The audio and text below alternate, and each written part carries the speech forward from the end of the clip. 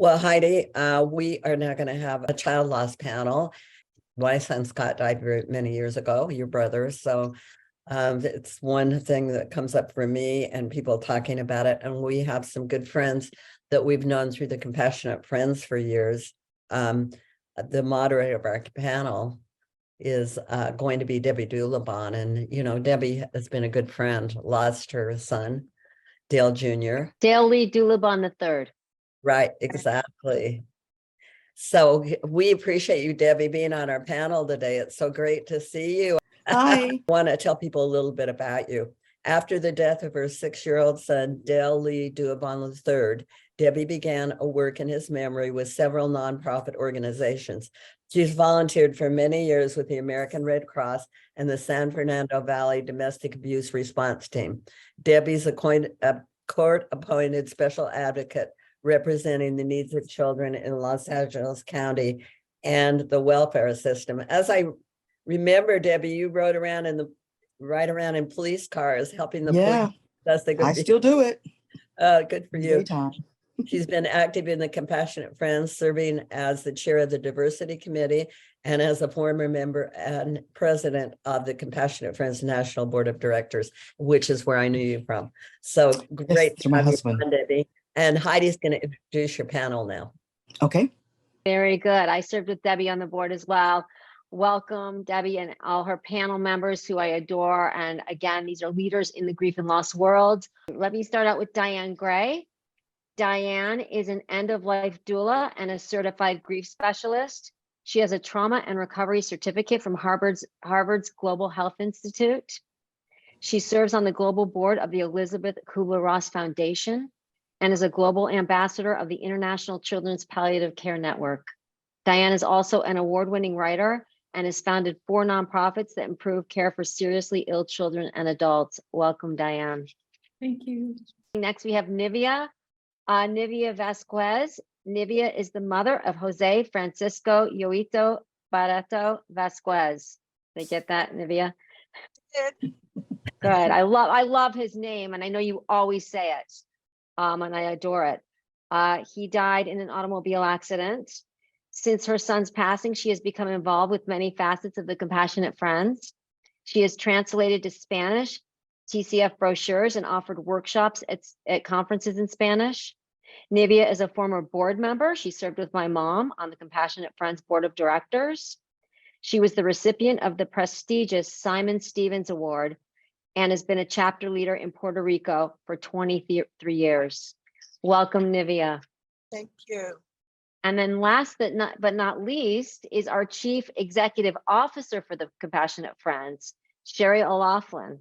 Shari is a national, the Compassionate Friends is a national organization, for those of you that don't know this, providing peer support to bereaved parents, siblings, and grandparents. Shari found her local Compassionate Friends chapter in Albuquerque, New Mexico, after the sudden death of her beloved 14-year-old son, Connor. Shari has published the book, Life from the Ashes, Finding Signs of Hope After Loss. She is both a bereaved parent and a bereaved sibling. She has a master's in business administration and has developed corporate programs for better supporting bereaved employees in the workplace and stewarding clients through grief. Welcome, Shari, to the conference, and welcome all of you to this important panel today. Thank you. It's great to be here. So, thank you. Debbie, take it away. Good afternoon, ladies. It's good to be with you all again. So we've had a couple of, chats offline. So we're just going to dive right into it with your grief. So if you could just shortly explain, introduce your child and your sibling and tell us, how they passed away. So we'll start with Shari in my top right-hand corner. Sure. So I have 3 children, and 10.5 years ago, my middle child, my only son, Connor, was suddenly killed in an airplane crash. He had gone on a wonderful guy's vacation with friend's father and had a beautiful time. And I got the shocking news that he didn't return. And even having been a bereaved child or sibling from my childhood, I just never imagined I would be a bereaved parent. So as you know, many understand who are listening, and of course you on the panel, it turned my life and upside down and changed it in an instant. Thank you. Nivia? I have two boys. My oldest son, Jose Francisco Yoito Barreto, is my oldest son. He was a very happy and caring young man whose passion was to become a pilot. He graduated from American Flyers College on May 6, 1993, and returned to Puerto Rico very proud of his accomplishment. He was involved in a car accident where a very close friend of his, who was studying to become a pilot also, was driving, fell asleep, and hit a tree on the passenger side. Yoito was the only one who died on June 6, 1993, exactly 1 month after graduation. Yoito was 21 years old. Saludos. José Francisco Yoito Barreto es mi hijo. Tengo 2 hijos. Él era muy alegre, cariñoso y su pasión era hacerse piloto.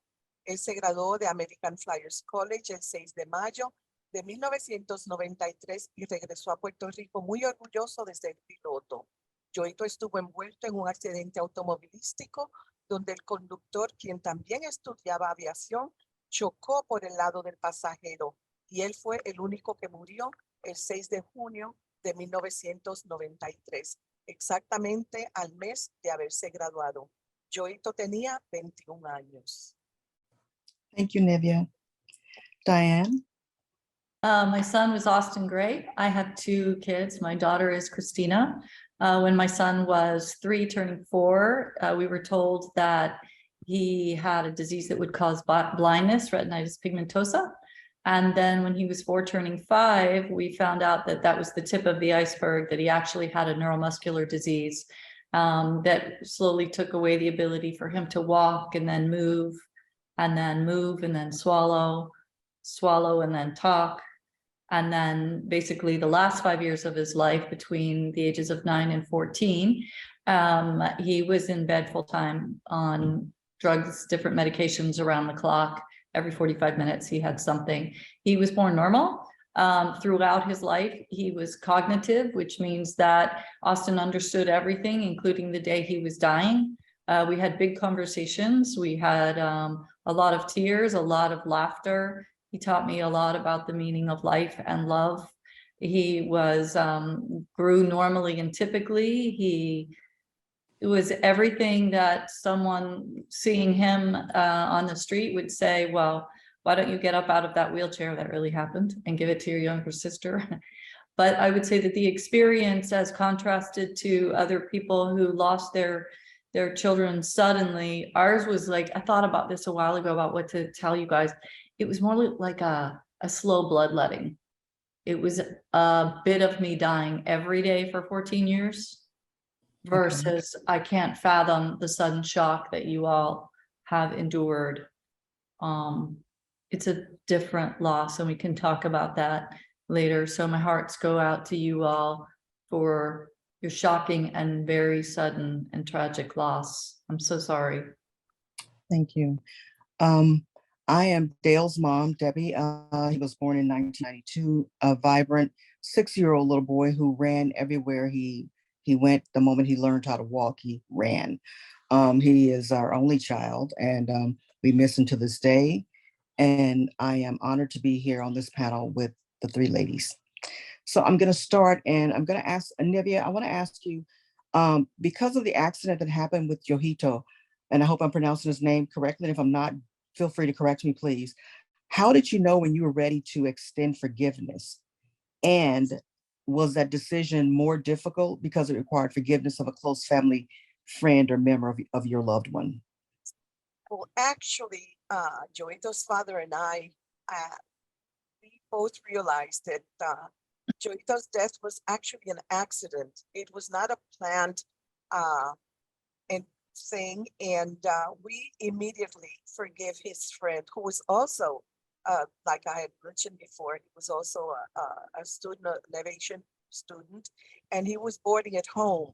So we loved this young man very much, and we understood, like I said, that it was an accident, and we knew deep in our hearts that Yoito would not have wanted it any other way.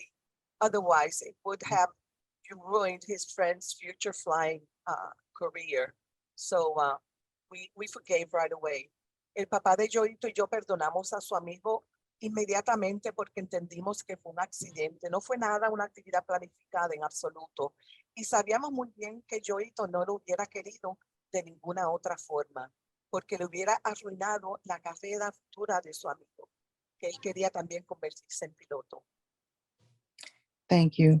And Shari, coming off of that question as well, how did you help yourself best through your grief process?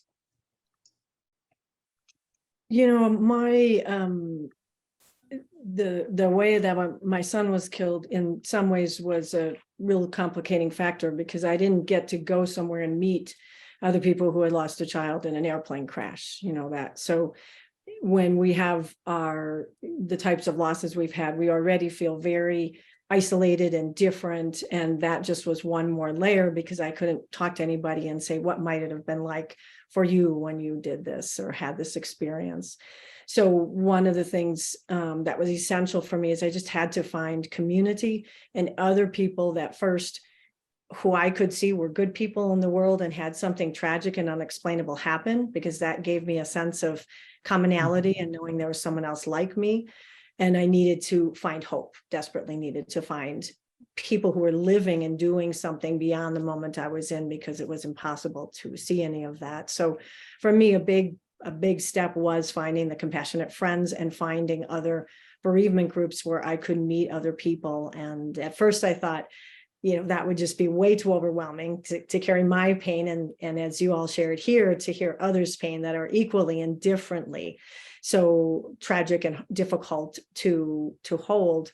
But very quickly, I learned that my heart opened a little more each time I heard those. And as I found more community and found there were many people just on this panel who were all good moms and good dads and good siblings and good grandparents who had these unexplainable things happen and maybe had to find their way through, that was really, really big for me. And I remember that, early on at my first meetings, when I saw people laughing, my first response was, oh my gosh, how can you possibly laugh? You must not ever be able to laugh again. And I can't be in a space where you can find laughter.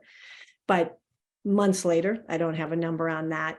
That was actually one of my, little windows of light and opening, was when I laughed again for the first time and smiled again for the first time and could see that I could hold the love for my son and all of this pain, but I also could maybe find joy in life and things like that again.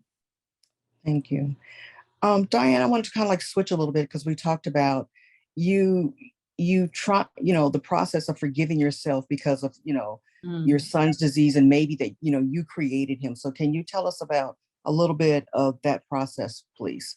Yeah, sure. Good question.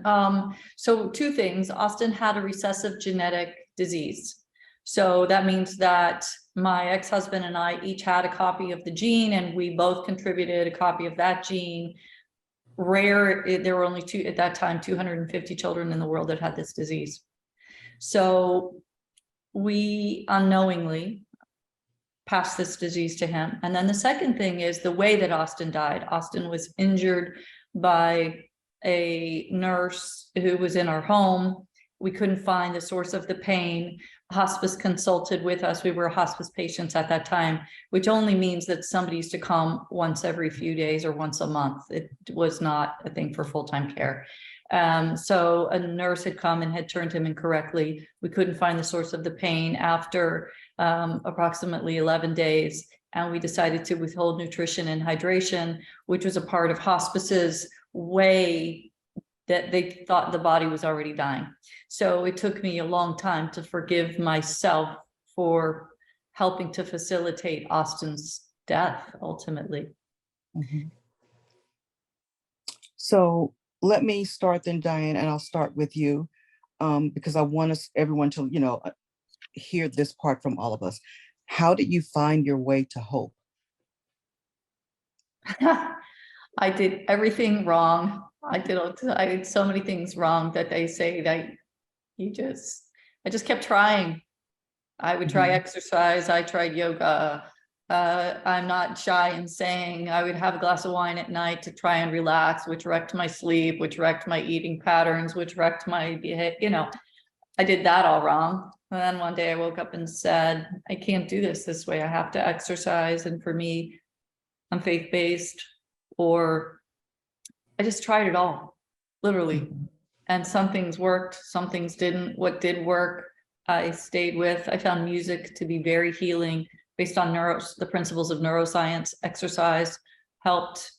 And finally, to something Shari said, one day at year 3, I laughed out loud. And it was the biggest shock to me that I was not going to die, like physically die from the pain of it all. And I will say this real quick too, that I want to thank Gloria Horsley, who called me on Sunday nights, which to me, Sunday was always family day. And Gloria would inevitably call me late at night because she was in California and I'm in Florida. And she would just talk me through, basically. And it makes me cry to this day. And I credit Gloria for literally saving me in a way that no one else could get through, because Austin died. He was in so much pain for 14 years, so much pain, that watching the pain was a different kind of death for us both. So Gloria, I love you. Thank you. Thank you. Nivia, how do you find your way to hope? Well, I believe that for 2 whole years, I cried my eyes out. It was such painful, and it was just a new way of seeing life. So one day after I left the office when I was working, I was crying less that day. And then I suddenly asked myself, what am I going to do now that I'm crying less? How can I help myself more? And I found the answer at a meeting called by a well-known local psychologist. I was invited to attend, and at the end of the meeting, I realized that I wanted to start a TCF chapter in Puerto Rico and help bereaved families. To this day, 23 years later, Los Amigos Compasivos is the largest bereavement group in the island, and I'm still their chapter leader, offering love, understanding, and hope that not everything is lost, that Joito, as well as all of your children, will always be in our hearts. Luego de un día de trabajo y de llorar menos, me pregunté qué yo iba a hacer ahora, cómo me podía ayudar. Encontré la contestación en una reunión de una conocida psicóloga. Asistí a la reunión y me di cuenta de que quería comenzar un capítulo de TCF, The Compassionate Friends en Puerto Rico, para ayudar a familias en duelo. Y luego de 23 años, Los Amigos Compasivos es el grupo de apoyo más grande en la isla y aún lo dirijo, ofreciendo amor, comprensión y esperanza de que no todo está perdido, de que Joito y nuestros hijos e hijas siempre vivirán en nuestros corazones. Thank you. Shari, how do you find your way to hope, or how did hope find you? A little of each, I think.